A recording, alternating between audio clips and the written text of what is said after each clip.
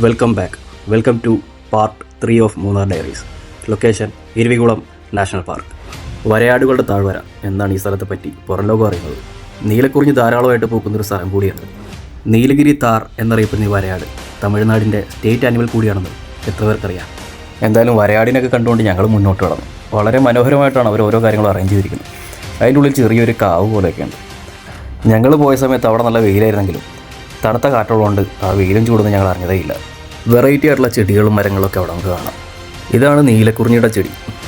Scientific name of Neelakurinji is Strobilanthes kunthiana. ഇനി ഞാൻ പറഞ്ഞിട്ട് തെറ്റിപ്പോണ്ട. അങ്ങനെ നടന്ന് കുറച്ച് നേരം റെസ്റ്റ് എടുക്കാമെന്ന് വെച്ച് കമ്പിച്ചായിരുന്നപ്പോൾ അവിടെ ഒരു അടിപൊളി വ്യൂ. ഇവിടെ നോക്കിയാലും അടിപൊളി വ്യൂ ആണ്. പിന്നെ എഡ്വിന് കൈ പിടിച്ചുകൊണ്ടുവന്ന കുപ്പി ഞങ്ങളത് അതുപോലെ തന്നെ താഴെ കൊണ്ട് ഡിസ്പോസ് ചെയ്തിട്ടാണ് പോയത്. പോകുന്നവരാരും പ്ലാസ്റ്റിക്കോ മറ്റ് വേസ്റ്റുകളൊന്നും അവിടെ ഇടാതിരിക്കുക. അങ്ങനെ ഞങ്ങൾ പോകാൻ പറ്റുന്നതിൻ്റെ ലിമിറ്റ് വരെ എത്തി.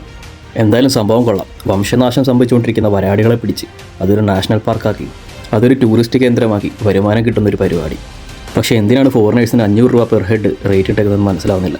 ചെറുപ്പം തൊട്ടേ നമ്മളെല്ലാം പഠിച്ചൊരു കാര്യമുണ്ട്, അതിഥി ദേവോ ഭവ എന്ന്.